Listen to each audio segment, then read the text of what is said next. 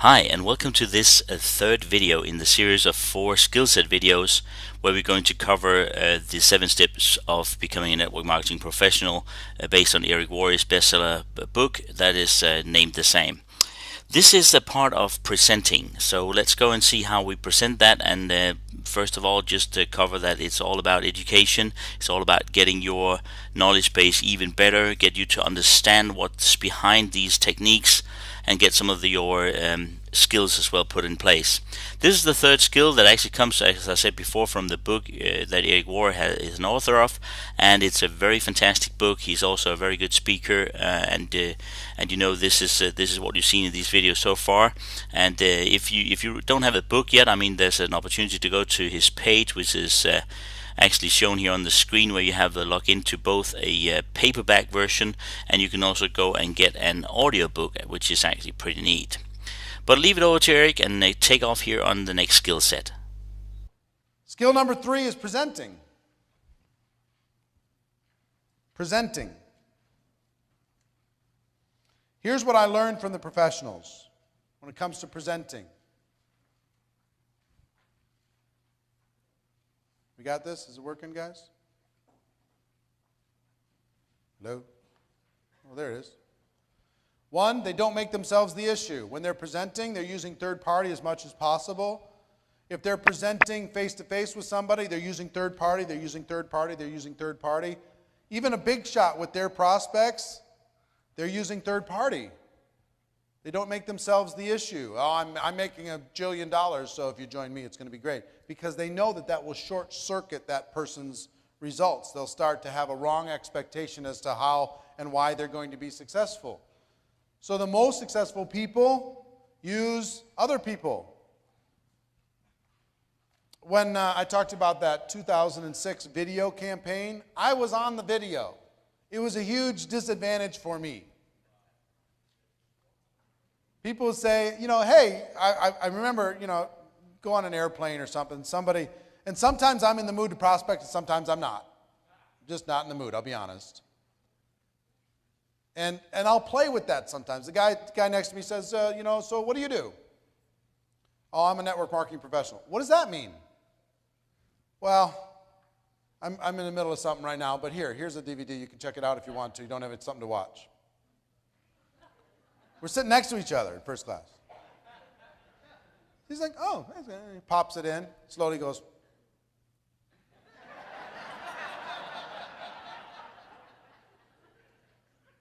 Okay.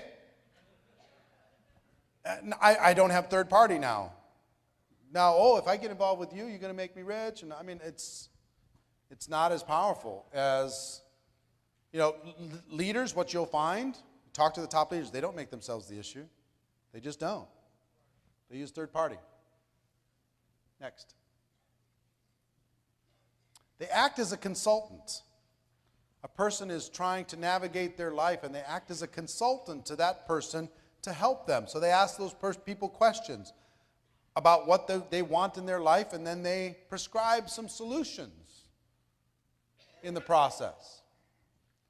Here's a phrase that I learned a long time ago, and it's absolutely true. It doesn't matter what works. It only matters what duplicates. So when it comes to presenting, I used to say, put them in front of me, I'll do it all. And I could close them. Some people say, well, why wouldn't I do that? Because it works. It doesn't matter if it works. It only matters if it duplicates. For freedom in network marketing. So if you're doing everything and it's working, here's what your organization will look like. I'll show you. Throw that up. Here's what you want your organization to look like. An ever-growing group. If you do what works and not what duplicates, here's what you have to look forward to.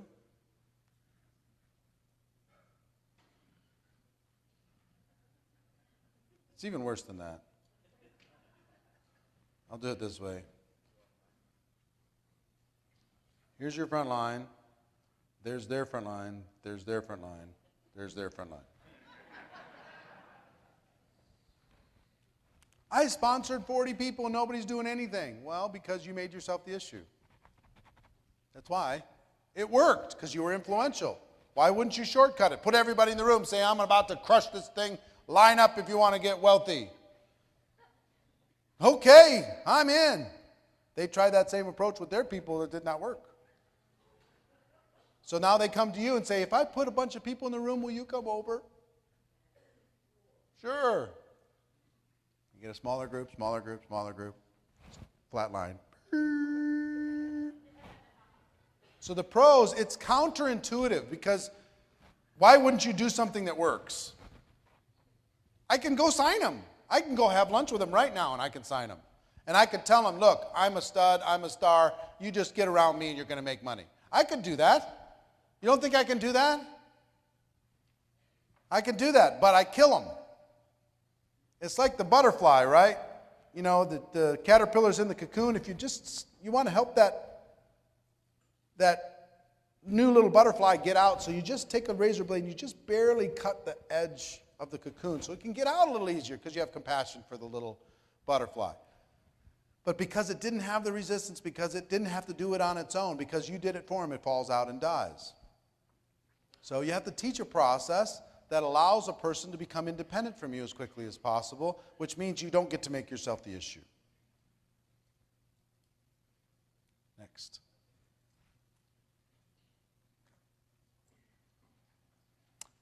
What the professionals do in presenting, they bring passion, enthusiasm, excitement, and belief. So let me tell you, when it comes to presenting, one of the first things that you need to do, and it'll be difficult for us to do a deep workshop for this entire group, but I'm going to give you some framework for it. One of the first things you need to do is you need to create your story. Your story, because you're going to be telling your story for the rest of your career. What is your story? So let me give you the elements of a good story, because this story is third party. This story will help you. This story will guide you. This story will open doors for you. When you're doing your invitation, you can tell part of your story. Whatever you're promoting, even if you can't defend it, you're going to promote it. One is your background.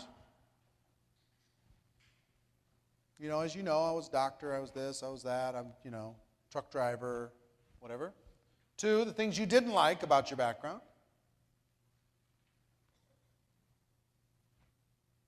Three, how your company or network marketing came to the rescue. And I was so fortunate I found this. And four, your results or how you feel about your future. You don't have to have results for your story to be powerful.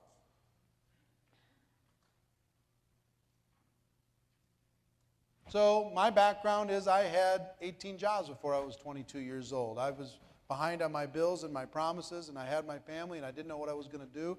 I had no college education, and obviously I was scared. I was scared about that. I was scared that my life was going to repeat itself.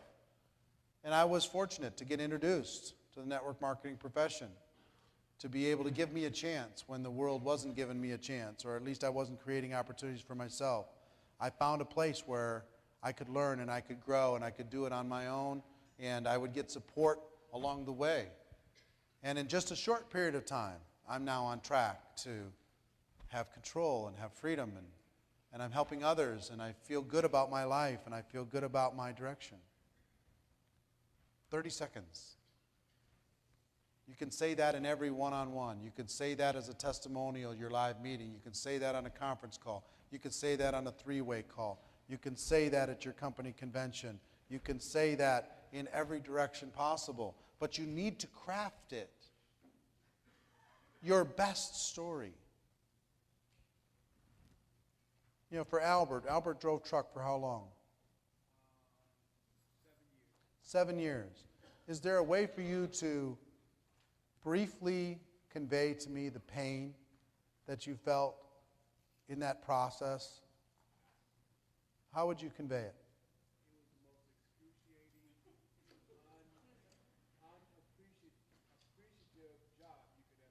Yeah.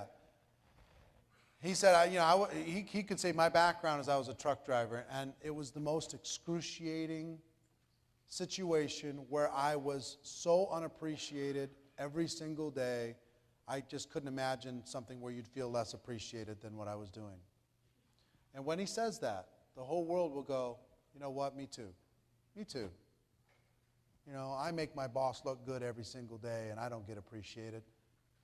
You know, I've been busting my butt every single day, hard work, and I don't get appreciated. I just get more and more pressure. Me too. But then I found a way to escape. And look at me now. I'm out of the truck. And I'm on with my life. And I'm helping other people do the same thing. It was the greatest thing that ever happened to me. 30 seconds, 40 seconds. It's not a 5-minute thing. 30, 40 seconds. That story will serve you for your whole life.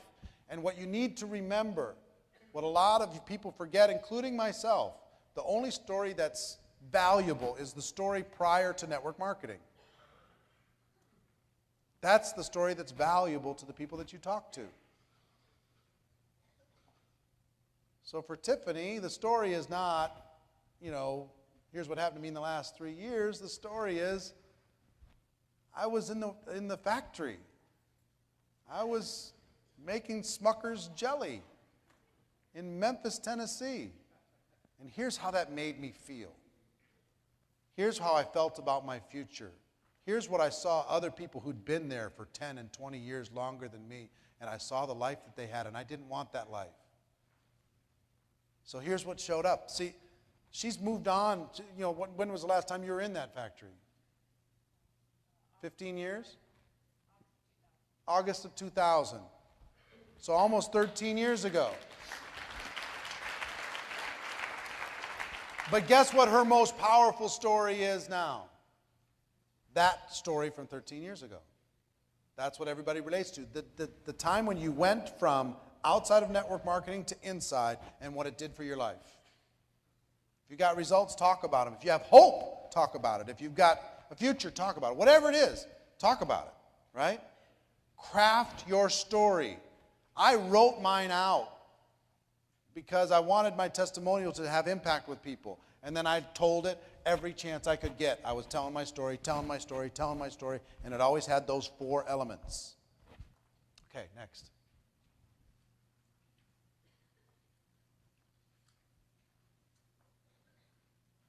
Tell your story to your prospects.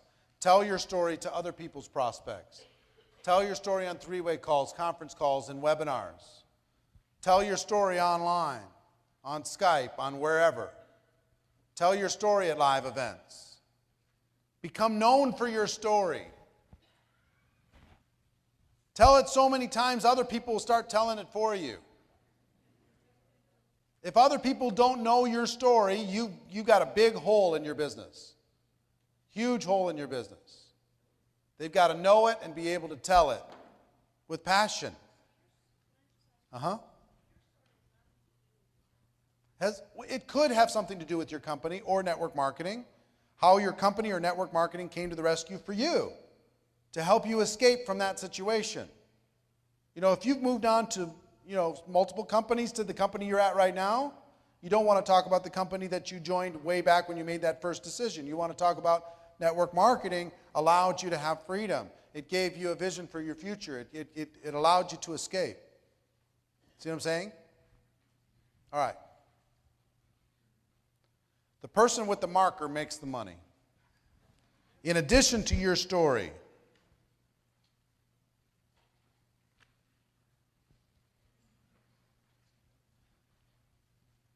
you got to learn your opportunity presentation. And I'll tell you how I learned it. I learned it by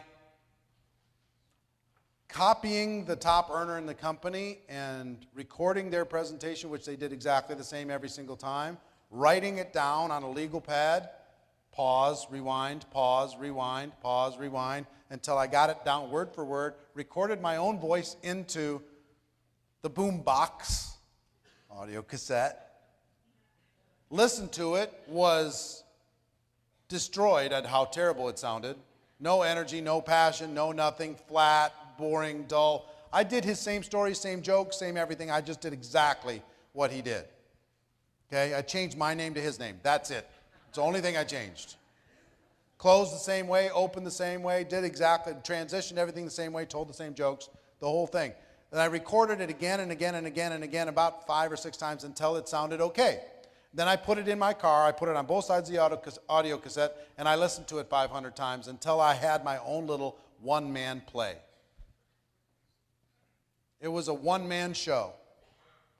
I rehearsed, I had it so solid that if you said, tell me about the product, I could start in my mind where the presentation started with product, and I could do that section without any problem, exactly word for word. If they said, show me the compensation plan, I could start with that, and I could do it word for word. How do you close it at the end with some urgency? I could do that word for word. Whatever it was, I could do it. You know how much confidence that gave me? I was good in any situation, at any time, at any place.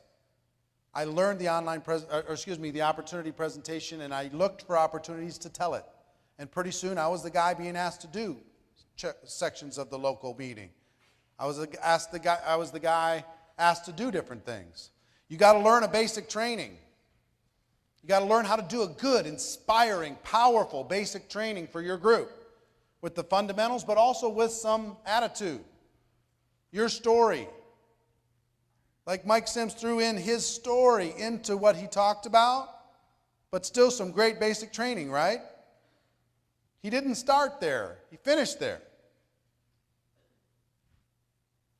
And inspirational training to inspire your group. Sometimes they just need to be fired up where you're telling stories and you're doing stuff. Person with the marker makes the money, folks. And Joe, you got that video that you created? The call to action? Will you get that ready right now? Okay, good. Keynote speeches. I got to tell you a story and I'm going to wrap up with this.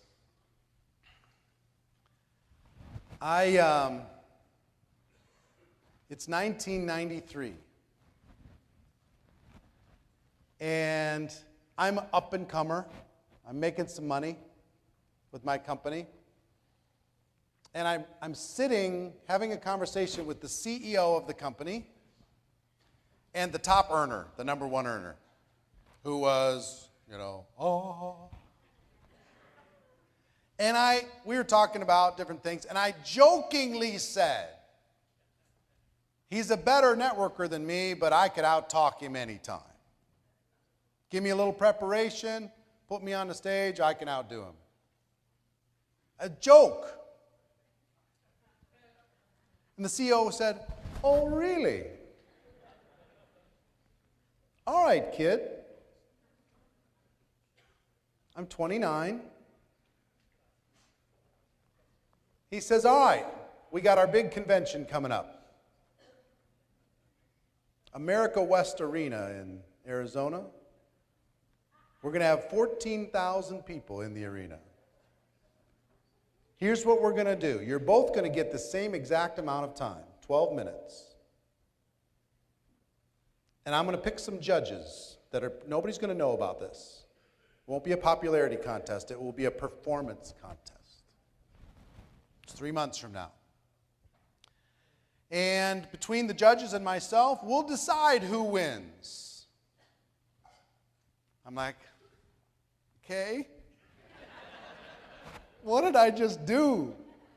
Yes, I wanted to get on stage, but I was scared, man, because I didn't have this guy's power and influence, and everybody worshiped this guy. But you know what I could do? I could prepare. So I prepared. I prepared like my life hung in the balance.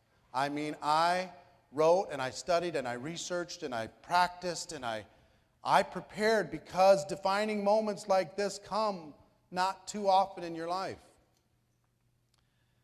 And I'll tell you what happened a little later, but I just found an audio recording of that talk 20 years ago. So the boys from Cash Media took that talk and they put some video images to it because there's no video, it's just the audio. I'm going to play it for you now. It's 12 minutes.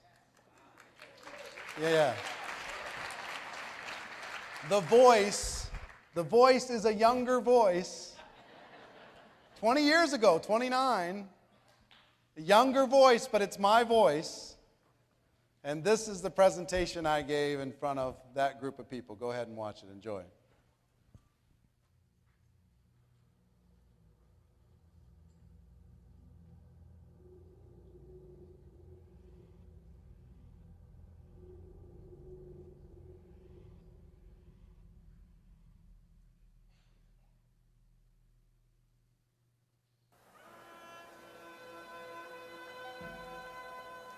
Over 200 years ago, there was a revolution, an American Revolution, an event that literally changed the course of history.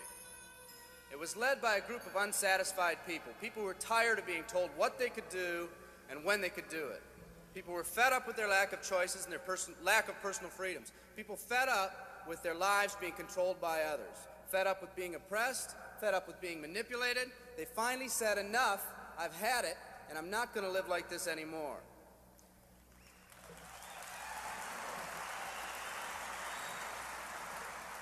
Our ancestors were people that took full responsibility for what happened to them. It was that spirit that ignited a country and formed what is now a giant in the free world. I have a question for you. Where's that spirit today? It's time for another revolution. Let me explain one of the laws of the universe. It's called the law of use, and it says simply this: whatever you don't use, you lose. Lack of use causes loss. Ambition unused declines. Faith unused decreases. If you don't use your skills, you lose your skills. If you don't use your freedom, you lose your freedom.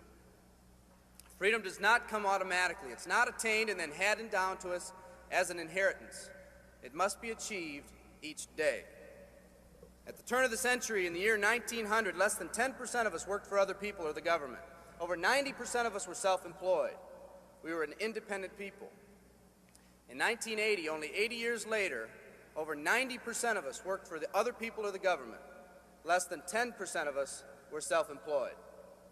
We changed from an independent people to a dependent people. We'd slowly shifted from a people who took full responsibility for everything that happened to them to a people who've become talented and practiced at the art of blaming others for their problems.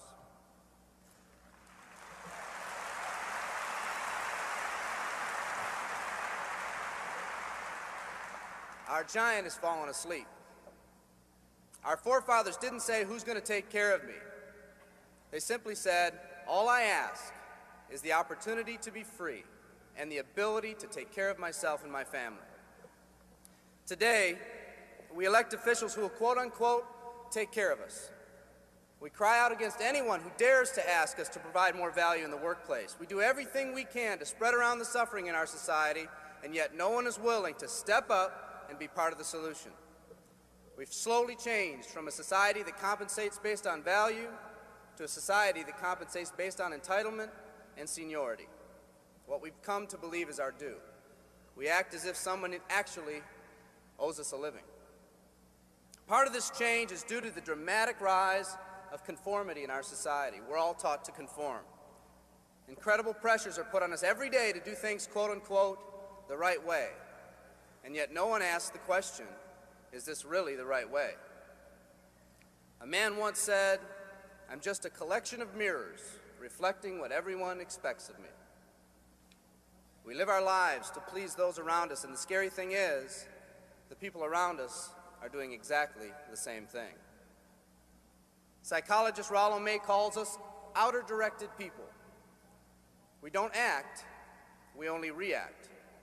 We seek not to be outstanding, but to fit in. We're able to respond, but not to choose. Perhaps that's why a wise man once said, the mass of men lead lives of quiet desperation. In order to change, we need to become inner-directed people. People with our own purpose. People who are not easily swayed by the opinions of others. And that's difficult because from a very early age, we look to the opinions of others to orient ourselves and to validate our decisions and our actions. Nietzsche said, we need more strong people in this world because the weak, by their sheer mass, are forcing weak ideals and weak values on us all.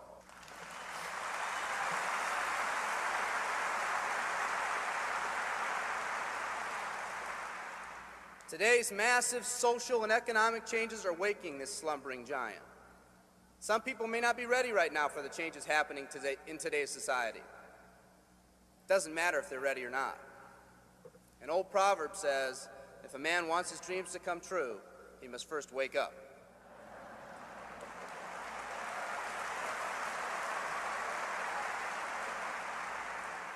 I, for one, am glad for the radical changes in our society because I believe that within that crisis, we will find that independent spirit that once pioneered this country.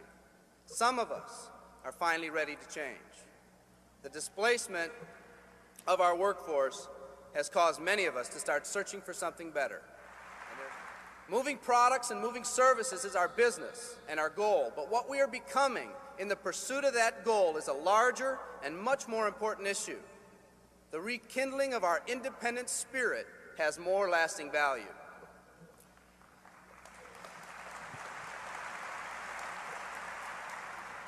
There's no more noble a business than the business that encourages the development of people. Every living organism has one and only one central need in life: to fulfill its own potentialities. The acorn becomes an oak, the puppy becomes a dog, and that's all that's required of the oak and the dog.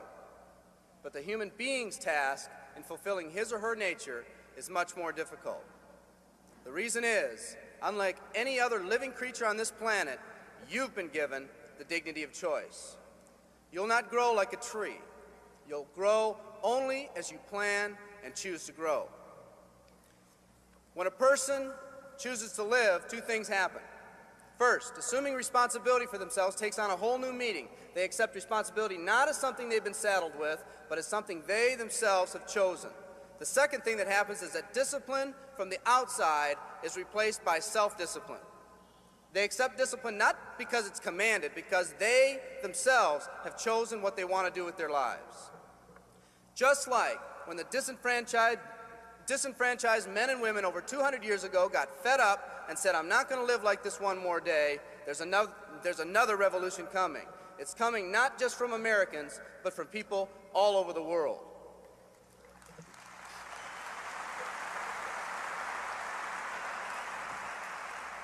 It's coming from people who've been oppressed in meaningless jobs, from people who've been unjustly held back, from people who've been slighted or ignored, from people who've had their hopes crushed time and time again by the circumstances around them, from people who've been playing in a game where the rules weren't the same for everyone, from people whose dreams have almost died by the methodical dripping of negative and pessimistic forces, people who've just been waiting for the right opportunity to present itself, an opportunity that they could hold on to, believe in, a place where people believed in them.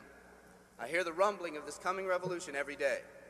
The old rules are changing, and society is finally ready for that change. Will people try to persuade you not to rise up? Yes, they will, and sometimes with the best of intentions. But we must fight anyone or anything that tries to influence us against our freedom. And they'll try. Believe me, they'll try.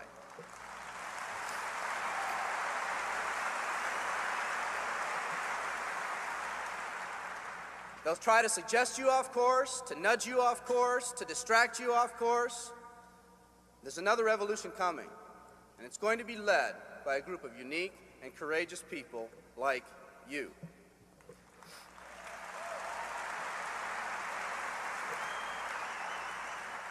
People who've had it with the way things are. People who've picked out their mountain in life and said, I'm going to the top. And if someone tells you you can't climb mountains, you don't have any experience. You tell them, I'm going to the top.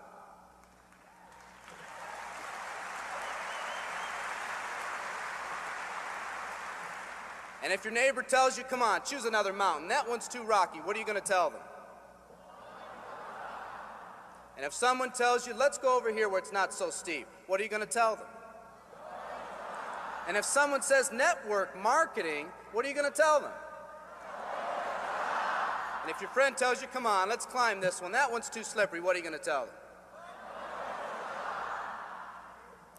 If anyone tells you you can't go up, it's too rocky, too steep, too slippery, you say, listen here, I'm going up. You're either going to see me waving from the top or dead on the side. I'm not coming back.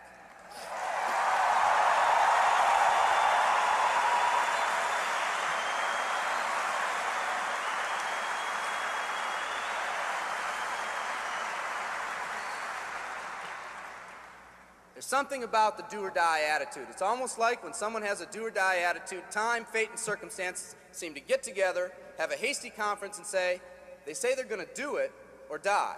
We might as well let them have it.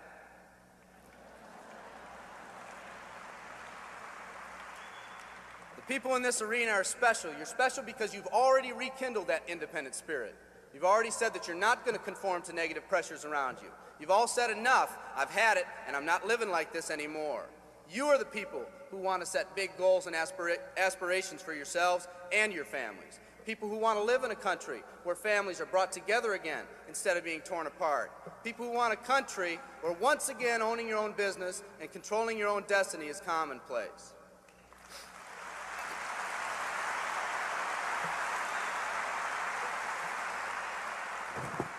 People who want a country where every man, woman, and child is treated with equal respect and dignity.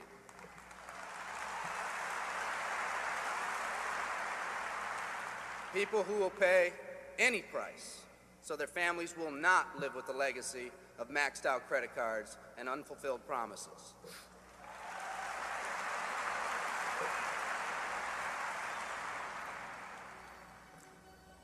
Today, we stand at the genesis of a new revolution, and people like you are going to lead it.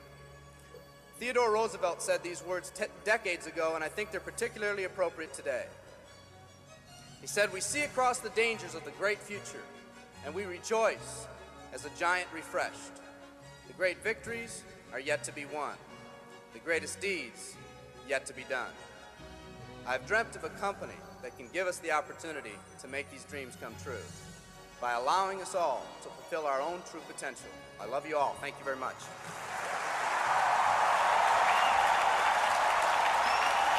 Wow, huh?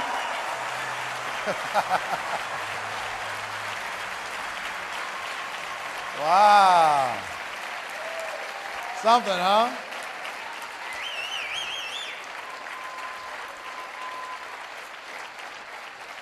"1993. Younger voice than today for sure.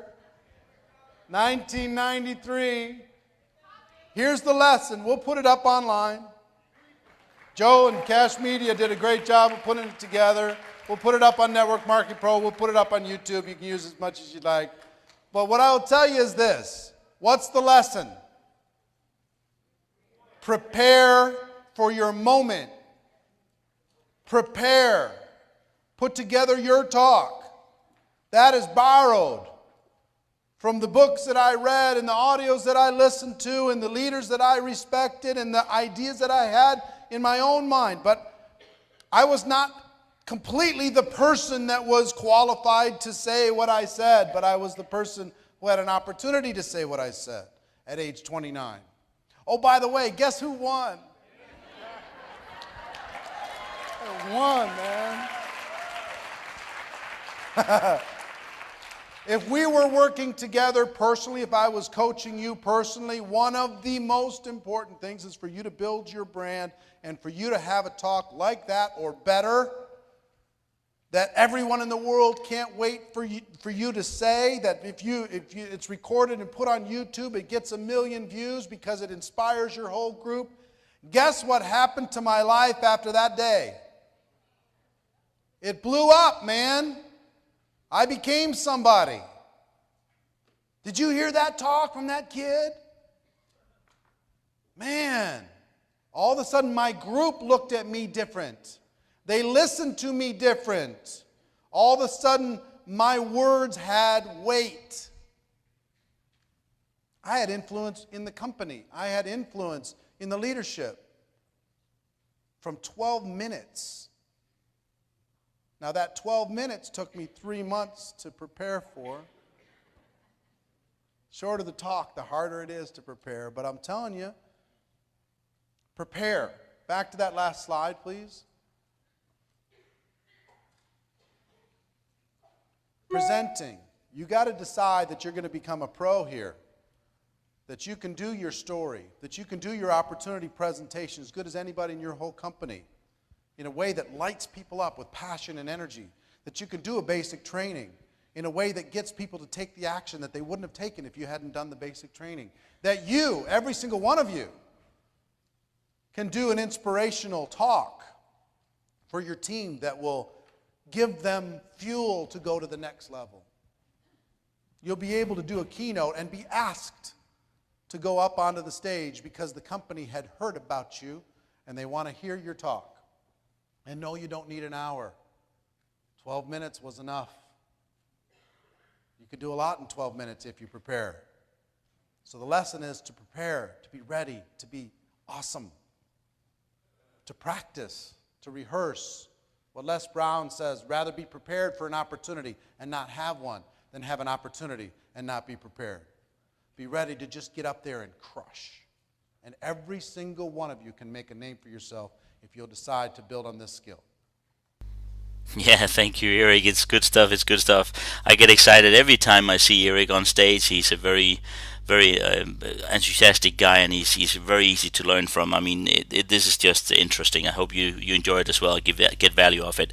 Anyway, check off this video here, number 3, on your checklist, and be ready for the next video, number 4, which is a follow-up. Another very important skill to understand how to follow up with your prospects. Everything's available on Networkers Go Pro under the training session. Talk to you soon.